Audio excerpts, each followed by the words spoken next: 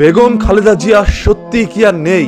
বেগম খালেদা জিয়া ছাড়াই সরি আপনারা একটু বন্ধ করেন। কেন বাড়ানো হচ্ছে এবার কেয়ার হসপিটালের সামনে এত জোরালো নিরাপত্তা? ব্যারিকেড দিচ্ছে আইনশৃঙ্খলা রক্ষাকারী বাহিনীর সদস্যরা। আবার বলা হচ্ছে 24 থেকে 48 ঘন্টার মধ্যে তারেক রহমান দেশে ফিরে আসছেন। অসম্ভবকে সম্ভব করেছে। তার মায়ের অবস্থা খুবই গুরুতর। ফেসবুকের মধ্যে বেগম খালেদা জিয়াকে নিয়ে মানুষ বলছে খুব দ্রুতই বাঙালি জাতি একটি দুঃখের সংবাদ পেতে যাচ্ছে। আপনারা সবাই জানেন দীর্ঘদিন ধরে এই বেগম খালেদা জিয়া অসুস্থ, জীবন যুদ্ধের সাথে তিনি লড়াই করে যাচ্ছেন। তিনিই হলেন বাংলাদেশের সর্বপ্রথম মহিলা প্রধানমন্ত্রী। 1991 সালের 20 মার্চ বেগম খালেদা জিয়া বাংলাদেশের সর্বপ্রথম প্রধানমন্ত্রীর কার্যকাল শুরু করেন। এরপর 1996 সালে তিনি তার দায়িত্ব হারান। আজকে দেশে কোথায় সরকার, কার কাছে আমি বিচার চাইব? এরপর রাষ্ট্রীয় ক্ষমতায় আসে শেখ হাসিনা 1996 থেকে 2001 সাল পর্যন্ত। এরপর টানা 4 বার 2009 সাল থেকে 2024 সাল পর্যন্ত শেখ হাসিনাই দেশের সরকারের দায়িত্ব পালন করেন। শেখ হাসিনা দেশের সরকার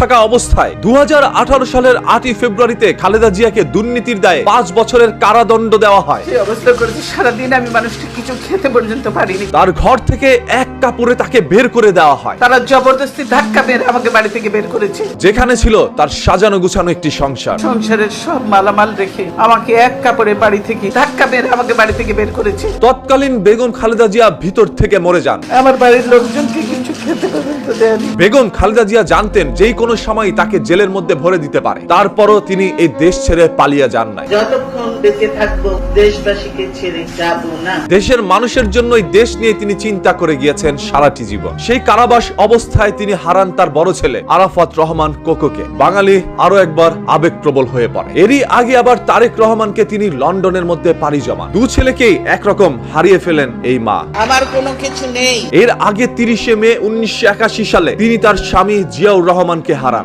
সবকিছু হারিয়ে যখন বেগম খালেদা জিয়া একা হয়ে গেলেন তখন তার চোখের অশ্রু দেখার মতো কেউ ছিল না। 24 জুলাই গণ অভ্যুত্থানে যখন শেখ হাসিনার পতন হয় তখন বেগম খালেদা জিয়া খাঁচা থেকে বের হয়ে মুক্ত পাখিতে রূপান্তরিত হয়। তবে তিনি উঠতে পারেন নাই। তার ডানাগুলোকে কেটে দেওয়া হয় সেই জেলের মধ্যে। সেখান থেকেই তিনি অসুস্থ হয়ে পড়েন আর সুস্থ হয়ে উঠতে পারেননি। হুইল চেয়ারে করে বসে তার এক একটি জায়গায় যেতে হতো। আর সেই অসুস্থতায় আজ হসপিটালের বেডের মধ্যে তাকে ফেলে রাখা হয়েছে। আর যেই কোনো দলই দায়ী হোক না কেন, আজ দল বল নির্বিশেষে সকল মানুষই বেগম খালেদা জিয়ার জন্য দোয়া করছেন, বলছেন যাতে করে মহান আল্লাহ তাআলা তাকে যথাসম্ভব দ্রুত সুস্থতা দান করেন। বিশ্বাস করবেন আমি আপনাদের সঙ্গেই আছি। অন্যদিকে তার হসপিটালের সামনে এত জোরালো নিরাপত্তা কেন দাঁড় করা হচ্ছে? কারণ যেই কোনো সময় তারেক রহমান হয়তোবা এই হসপিটালের দরজা দিয়ে তার মাকে দেখতে যেতে পারে। তখন বাংলাদেশের লক্ষ কোটি মানুষ ওইখানে জড়ো হতে পারেন তারেক রহমানকে দেখার জন্য। এই জন্যই হয়তোবা নিরাপত্তা এত জোরালো করা হচ্ছে।